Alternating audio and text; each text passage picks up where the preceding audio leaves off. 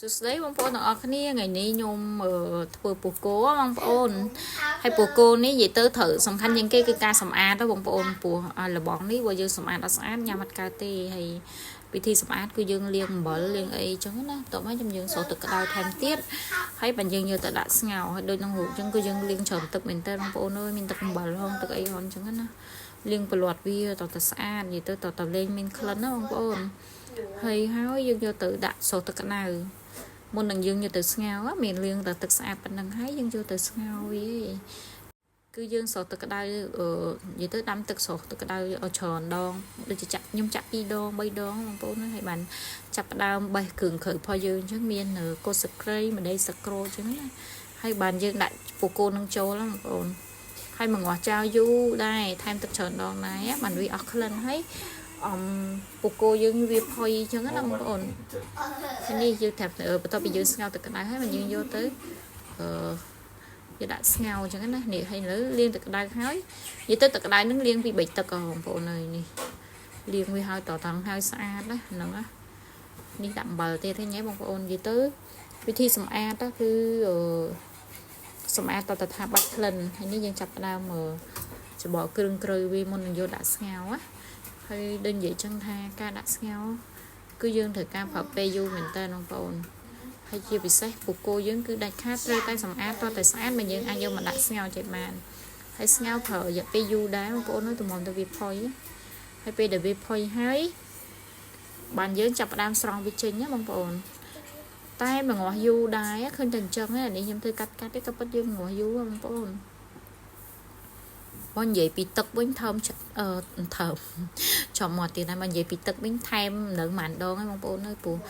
យើងយកមកញ៉ាំវាដើម្បីឲ្យវាផុយ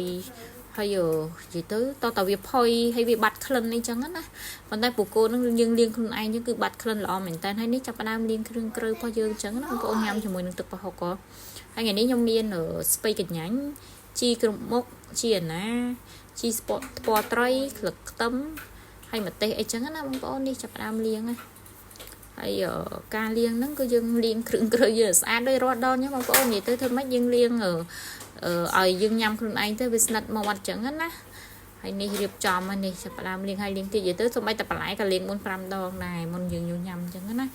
បន្ទាប់ពីយើងលាងឲ្យស្អាតហើយយើងយកទៅដាក់ចិត្តសម្អាតវាដាក់ចានទុកឲ្យស្រស់ចោលចឹងណាហើយនេះគឺយ៉ងចេកបោកយ៉ងចេកអីចឹងទៅនៅក្នុងរូបចឹងទៅហើយអូយ៉ងចេកបងប្អូនដឹងហើយយើងពេលដែលយើងហាន់យើងត្រូវដាក់ក្រូចឆ្មាបន្តិចដើម្បីឲ្យពណ៌វាពណ៌សល្អចឹងណាបងប្អូនហើយមួយទៀតដោយបងប្អូនដឹងចឹងថាទីយ៉ងចេកបើយើងអត់ដាក់ក្រូចឆ្មាចូលទេពណ៌វានឹងអត់សូវតំណងទេគួរចង់ញ៉ាំទេហើយនេះនៅសល់គល់ត្រូវតែយើងប្រើការចិតបើយើងហាន់វាអត់មានសរសៃទេបងប្អូននេះយើងធ្វើចេះមកយើងបានសរសៃញ៉ាំមិនចឹងបើយើងអត់ធ្វើចឹងទេអត់មានសរសៃទេយ៉ងចេកហ្នឹងហើយនេះដាក់ញាប់ចឹងបងប្អូនញាប់នេះហើយចាប់ផ្ដើមទៅពេលធ្វើទឹកជ្រលក់ឯងធ្វើទឹកប្រហុកហ៎និយាយទៅតួអង្គសំខាន់ក្នុងរឿងពូកូហ្នឹងគឺទឹកប្រហុកហ្នឹងឯងបងប្អូនគាត់ថាប្រហុកយើងគឺប្រហុកដែលយើងធ្វើខ្លួនឯងអញ្ចឹងគឺវាឈ្ងុយមែនតើបងប្អូនអើយនេះយើងមានកូនស្លឹកគ្រៃស្លឹកក្រូចហើយស្លឹកក្រូចនេះខ្ញុំប្រាប់បងប្អូនចឹងគឺដាំខ្លួនឯងទៀតកូនស្លឹកគ្រៃក៏ដាំខ្លួនឯងដែរអញ្ចឹងគឺឈ្ងុយមែនតើបងប្អូនអើយនេះវិធីធ្វើទឹកប្រហុកយើងមានអីមានដូចរូបចឹងបងប្អូនយើងមានប្រហុកសាច់របស់យើងច្រាមម៉ត់បាច់ប្រហុកសាច់ក៏បានដែរប្រហុកដែលយើងច្រាមម៉ត់ហ្នឹងយើងយកមកដាក់ស្ករប៊ីចេងចូលវាមកងាស់ជាមួយនឹងទឹកដោះគោអញ្ចឹងណាបងប្អូននេះយើងច្រោះវាយកកាកចេញអញ្ចឹងណាខ្លាចមានកាកមានអីអញ្ចឹងណាដោយសារនេះគឺប្រហុកយើងប្រហុកឆ្អឹងទេមិនមែនប្រហុកសាច់ទេអញ្ចឹងយើងខ្លាចមានឆ្អឹងវាទៀតដែរដោយសារក៏ប៉ិតយើងច្រាមហើយបងប្អូនបន្ទាប់ហើយយើងចាប់ផ្ដើមយកមកដាក់គល់ស្លឹកគ្រៃស្លឹកក្រូចរបស់យើងអញ្ចឹងណា